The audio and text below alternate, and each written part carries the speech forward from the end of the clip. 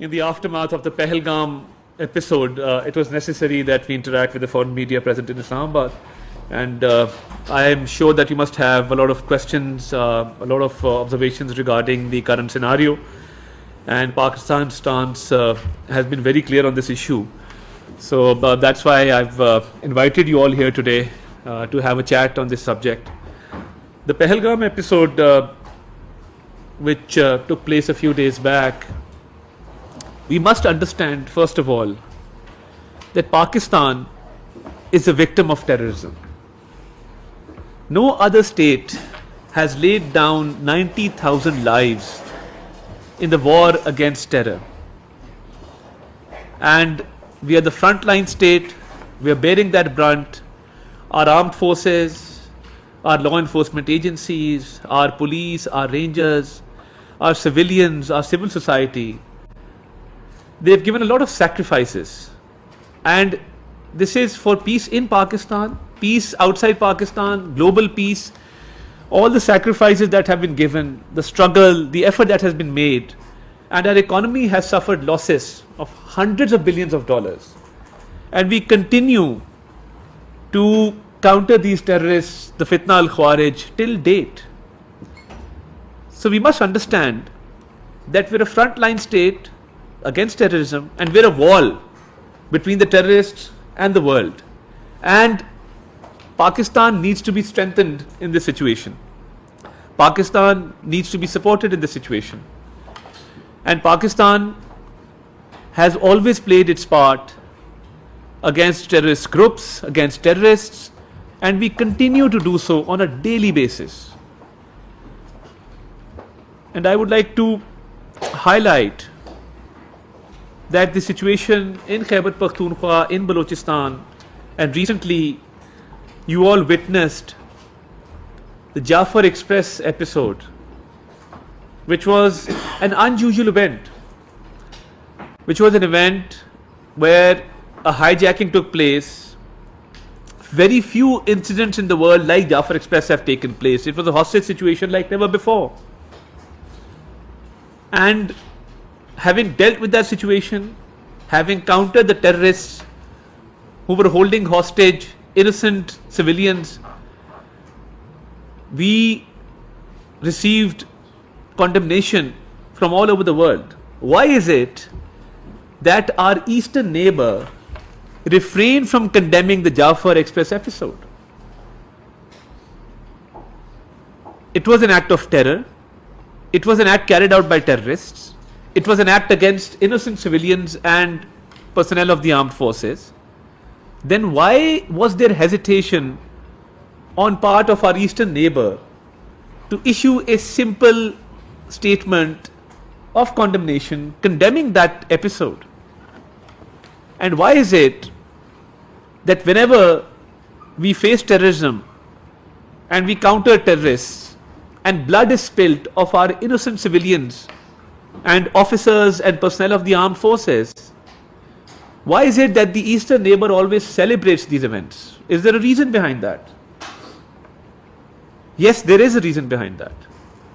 And the reason is that India is involved in state-sponsored terrorism. Had we not apprehended Kulbhushan Yadav, who was a commissioned officer of the Indian Navy and was involved in espionage in Pakistan, and was found to have been involved in terrorist activities and harboring and supporting terrorists and acts of terror. Had we not apprehended Kulbhushan Yadav, had we not obtained incriminating and irrefutable evidence against him, I would not have been making this argument today. And why is it that the terrorists which receive funding and arms and ammunition from our eastern border, that is why when terrorist attacks take place, when acts of terror take place, like the Zafar Express episode, that is why the eastern neighbor does not condemn such acts and does not even have the courtesy to express concern over these incidents. And I would further substantiate my argument through the assassinations of Sikh leaders across the world in Canada and US. Transnational assassinations are taking place through the Indian sponsored state terrorism. A state which persecutes and is involved in killing of members of the minorities across the globe, and other states have given evidence with regard to these incidents. So we will continue to fight the war against terrorism. We will continue to protect the world, the citizens of the world. We will continue to promote global peace and to ensure global peace through countering these terrorists, the Fitna al-Khawarij, which is trying to impose their own ideology in certain areas and is trying to, through acts of violence, through use of force, trying to spill blood of innocent civilians and of army personnel. We will continue to fight this war. This Pahalgam episode, to me, seems like a distraction, because we were gaining a lot of success in our western regions against these terrorists. Every other day you hear of successful operations, you hear of our armed forces gaining a lot of success against these terrorists. And this could have been a distraction, because this story doesn't make sense. The Pahalgam area is more than 150 kilometers away from the line of control. And why pin the blame on Pakistan? Do you have credible evidence? Do you have verifiable evidence? Do you have any argument which is substantiated by evidence or by proof? And why is it that the first information report, which is a prerequisite for any criminal investigation, it was registered in the Pahalgam police station just 10 minutes after the incident? Is it possible for any investigating agency to register a first information report, an FIR, 10 minutes after an incident has taken place? Because for an FIR to be lodged, there has to be visit of the area, evidence needs to be collected, there has to be a complete scanning of the area, forensics take place, and there is usually a time lag between the occurrence and the registration of an FIR. So why is it that right after 10 minutes an FIR is registered and the blame is put on Pakistan, and it is said that it has been sponsored from across the border? The reason that we have called for an independent, impartial and transparent inquiry is because our hands are clean. How can a state which is the frontline state in the war against terrorism be responsible for such events? So I think our eastern neighbor was quick to jump to conclusions, and this false FIR episode actually proves my point that somehow they had preconceived notions about this incident, and maybe the purpose was to pin the blame on Pakistan.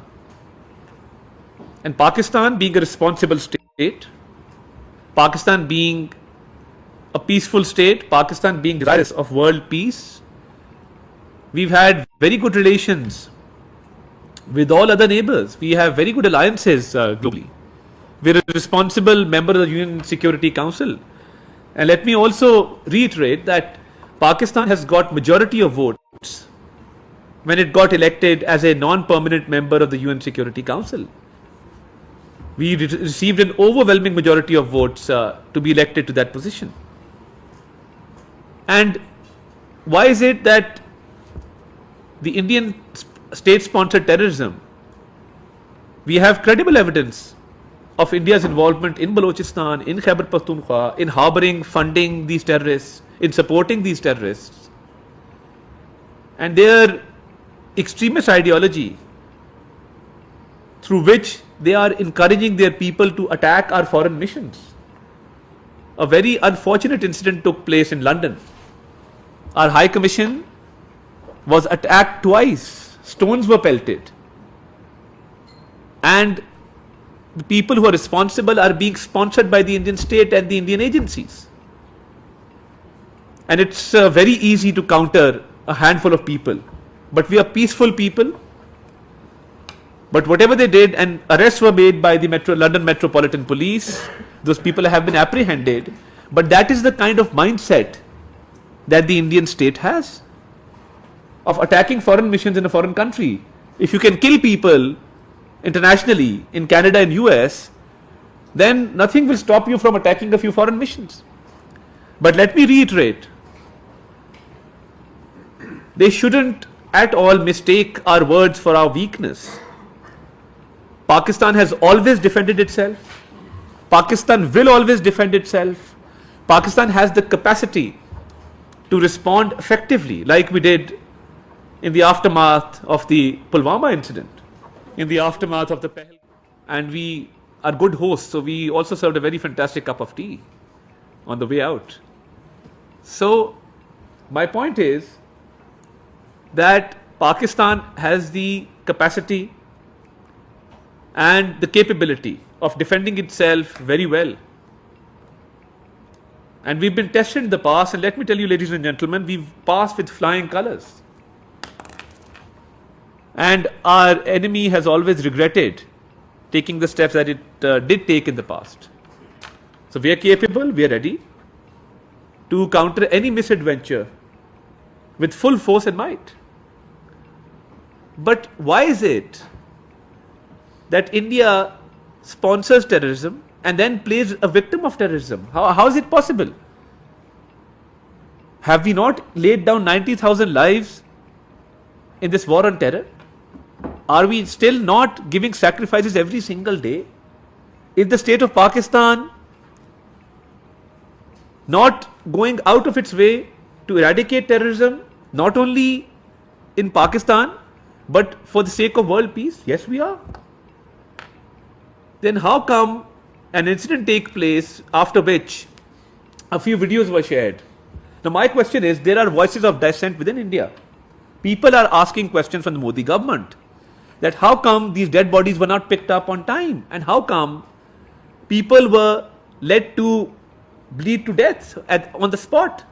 I was seeing an interview of one of the sisters of one of the victims, and she said that my brother was not given first aid after the incident. And why is it that a photo shoot takes place and nobody is actually coming to the aid of that man to check his vital signs if he's still alive? And then how come a video of a couple was shared which was attributed to the naval officer who's been killed in this incident, and then that couple actually came on the media and said, this is us, this is not that couple which has suffered in this incident. So why is there a need to use all these measures? So anyone with some intellect can actually see that all these fake videos which are being flooded on social media, all this narrative that is being built, it is being built on very false premise. And the actual target to divert Pakistan's attention from the western region. And I think, like in the aftermath of Pulwama, they took away Kashmir's special status. Now people in Kashmir have been settled there since times immemorial. The indigenous people of Kashmir are being made to suffer the wrath of the Indian state. Houses are being demolished. People are being picked up and detained. Women and children are being subjected to torture. In the garb of this incident, the innocent Kashmiris are suffering once again. And we will and we shall continue to support the right of the Kashmiri people according to the UN resolutions to self-determination. Morally, politically, diplomatically, we shall continue to do so. Because that is an indigenous movement. The people want their rights. They are being denied their fundamental rights. And right after this incident, the atrocities that are taking place in Kashmir, They're the worst kind of atrocities that you can imagine. So one ponders that why is it that right after this incident, you build up a narrative against the Kashmiri people, you try to distract Pakistan from its western borders and from its western region, and you're subjecting the Kashmiris to the worst kind of treatment possible. And why wasn't security provided in that area when you have 900,000 security personnel of your armed forces in Kashmir? Then why was there no deployment in Pahalgam being a tourist spot? I'm, in my own right, I want to ask this question. You can deploy 900,000 security personnel in Kashmir to subjugate the Kashmiri people, but you can't provide security for your own people in that region? And without proof, you pin the blame on Pakistan? Why shouldn't the blame be pinned on you? Is my question. It seems to me that this whole episode was done for one of the most valuable resources these days, and that is water. Climate change has affected the world. And let me tell you, sitting in Pakistan, we contribute less than 1% of carbon emissions globally. And when it comes to suffering the consequences of climate change, we are one of the worst affected countries in the world. We've seen floods in the recent past, 2 years back. I've personally seen the flood of 2010, which wreaked havoc. Billions of dollars of loss occurred. Thousands of lives were lost, livelihood, houses. So, water is an issue, climate change is an issue. And to say that we will suspend the Indus Water Treaty seems to me as an immature and a very childish step. Because I, being a student of law, I've studied some public international law. And I've also studied the law of treaties. What does the law of treaties tell you? What does the law, public international law, tell you? That when there are two parties in a treaty and they agree with mutual consent and they come to common terms and they sign a certain treaty, then that treaty cannot be revoked, suspended, or terminated unilaterally. It has to be done with mutual consent. And I was just reading an article by an Indian journalist. I would not like to name him because he's obsessed with Pakistan, tweets 20 times a day, and he has actually criticized his own government and said that the Modi government could not have done this. And Pakistan is an agrarian economy. You very well know that. Agriculture is the backbone of our economy, our exports. And I think this has been done to affect Pakistan's economy and the livelihood of its people, because majority of our people reside in the rural areas, and their livelihood is dependent upon their crop, upon their livestock. This is very unfortunate that you would attempt to suspend a treaty, the right of which you don't have. You don't have the right to suspend that treaty. This was something which has been done prematurely, without consulting legal experts, without actually reading the treaty, which actually has a clause which says that this cannot be done unilaterally. So if you want to usurp Pakistan's water, you don't have that right legally. You don't have that right as per the international best practices, the international law, the law of treaties. You can't do that. This has been seen as an act of usurpation. This has been seen as an unfair and unjust measure. And when the National Security Committee met, and the Prime Minister also made it very clear that any attempt to divert or stop Pakistan's water will be responded to with full force and full might. And the National Security Committee has already said that this will be an act of war.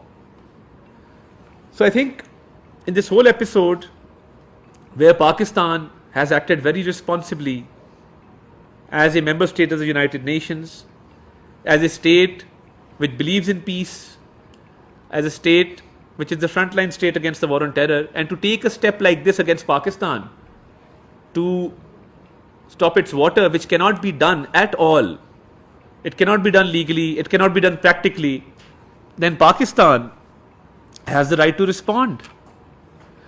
So I think overall, in this entire situation, where Pakistan has also made an offer to investigate this incident, being one of the biggest victims of terrorism, we are very clear that any misadventure will be responded to.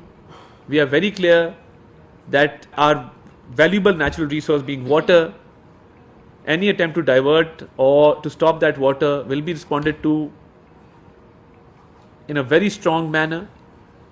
But having said that, the Indian propaganda, their nefarious designs have been exposed, because now the Sikhs are speaking up and they're saying that we will not fight against Pakistan. The minorities are speaking up. The opposition in India is speaking up. And today, I speak to you not as a member of PMLN. For us now, we are a unified voice. We stand for Pakistan. We stand with Pakistan. We will not speak as PMLN, PTI. We will not speak as People's Party. We will not speak as JUI, ANP, MQM. We will speak as Pakistanis. A unified voice is going out, but in India, there are voices of dissent, people who disagree, people who are raising questions as to the security lapse that has taken place, people who are raising questions regarding the intelligence failure, people who are raising questions regarding the aftermath of this incident. And Sikh leaders are speaking up and they are questioning the Modi government, and their stance is in support of Pakistan. And I don't understand that in this situation, people who are obtaining medical treatment are being ousted. Is there no humanity in you? In worst of the worst situations, certain exemptions are granted to certain people. And I was just looking at an interview of a man whose young daughter is receiving treatment in India, and they've been ousted from the hospital. So India has always violated human rights. They've always supported acts of terrorism, and they continue to do so. And I think and they are also now, the Pakistani prisoners that are in India, some poor fishermen who cross the international waters, some poor shepherds who inadvertently cross the line of control of the borders. Extrajudicial killings are taking place. They're being taken out of prisons and they're being killed. This is the kind of brutality that they're resorting to. And they have no respect for human rights. They have no respect for fundamental rights of any human. And their war hysteria can be seen on their state-sponsored media. But let me make it very clear that Pakistan is prepared to deal with any misadventure in a very befitting manner, as we have done in the past. So I have a question that we have observed that in the past several days, Pakistan has carried out intensive diplomacy with neighboring countries, such as we know that the Foreign Minister has Yeah. call with Saudi Arabia, Iran, and today is the Chinese Foreign Minister. Yes. So how do we evaluate the outcome of these diplomatic efforts? This is my first question. Thank you very much. We've had a couple of diplomatic conversations. The DPM and the Foreign Minister obviously spoke to the Chinese Foreign Minister today. Had a very good dialogue with the Chinese Foreign Minister. You see, I think we as a nation have very good friendly relations with all the countries that we are in contact with, and we'll see how the situation unfolds. But we are briefing our foreign friends as well as to the situation and how India was quick to pin the blame on Pakistan without any credible evidence. And we are extremely thankful to our friends who are reaching out to us. And India will need to do a lot of effort to actually prove their case. They've just, made an accusation, but they have nothing to back their accusation. These diplomatic talks are going on. Yesterday, the president of Iran had a conversation with our prime minister.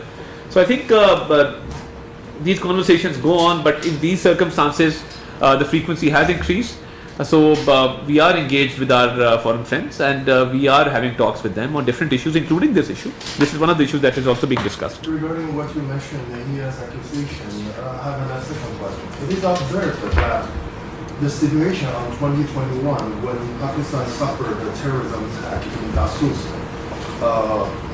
Pakistan government and officials accused the Indians raw and analysis wing, which is its intelligence agency, for planning and executive of the attack, with showing a lot of evidence after over 1 month's investigation. Well, this time we have seen that the Indian authorities carried out measures against Pakistan just on 1 day. Indian authorities carried out the measures against the incident of at least 25 people who were killed in Karakoram in India controlled Kashmir. So how do you see the difference of these two aftermaths of the above two attacks? I think that's a very important question. As I mentioned, that the presence of Kulbhushan Yadav, a commissioned naval officer of the Indian Navy, in Pakistani custody is a big testament to what we are saying, that India does state-sponsor terrorism in Pakistan.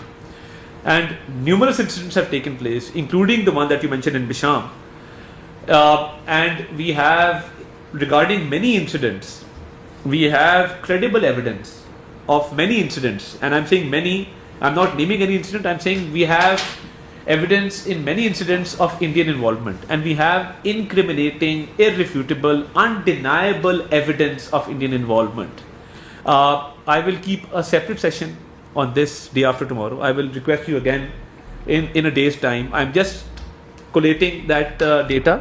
I will present to you data of clear Indian involvement in acts of terror and incidents of terrorism in Pakistan. So yes, many incidents, more often than not, that take place. There is Indian involvement. We have evidence regarding that. And obviously, we are dealing with this menace of terrorism. But this whole false flag operation, as it seems to be, India was very quick to pin the blame without any evidence. That's the difference between us and them. That they registered an FIR after 10 minutes, but we caught their naval officer, we apprehended him, we put him behind bars, we did an investigation, and we like to complete our paperwork. India legally seems to be a novice to me, because steps like suspending the IWT without going into any legal debate, it seems that they don't complete their legal documentation and they just go into media frenzy or war hysteria without completing legal formalities or looking at the legal obligations that they have to comply with. Minister, thank you for the briefing. Can you hear me? Yes, loud and clear. Okay. Now, Pakistan has been a victim of terrorism for quite some time, and the state has presented substantial evidence in the past as well. But despite that, why is it that some of the major powers are perhaps not taking the steps that they should be taking in support of Pakistan? Is it the case that perhaps Indian markets are too lucrative for them? Or is it that perhaps Pakistan is not utilizing its soft power capabilities as it could? No, thank you very much, Hassan. That's a very good question. You see, I think Pakistan has been acknowledged by the world. In President Trump's State of the Union address, he thanked Pakistan for apprehending a terrorist on its western border. And obviously, whatever foreign delegations have come to Pakistan, or if we've gone abroad, terrorism has been discussed, and Pakistan's services and Pakistan's sacrifices and Pakistan's contribution to world peace has always been acknowledged. But you see, in a situation where two states are involved, I think one has to make a lot of effort. And in this particular episode, I don't see India getting a lot of support as it expected. So, and Pakistan's stance of demanding an independent and impartial inquiry into this matter, I think Pakistan has proven that Pakistan has come to this issue with a clean hand. We have nothing to do with it. So the world obviously is playing its role in whatever way it can, very diplomatically, as it should, but I don't see India gaining a lot of support from the rest of the world. Thank you very much. I'm Saima Shubhi from Arab News. My question is that it has been learned that in its official letter it has been given to Pakistan, India has conveyed that Pakistan, along with addressing the terrorism, India requested Pakistan to renegotiate the Indus Water Treaty for so many times. Is Pakistan considering some kind of renegotiation on this treaty? Because after almost half of a century, there are so many demographic changes which have been mentioned by India also. So, is there any chance to renegotiate it? And I do have another question. Please address this first. We're on the lower riparian. Being on the lower riparian, we have more rights and we are entitled to more water being on the lower riparian. So if ever there is reconsideration of terms, which I don't see happening anytime in the near future, then I think India will lose out and Pakistan will benefit from that.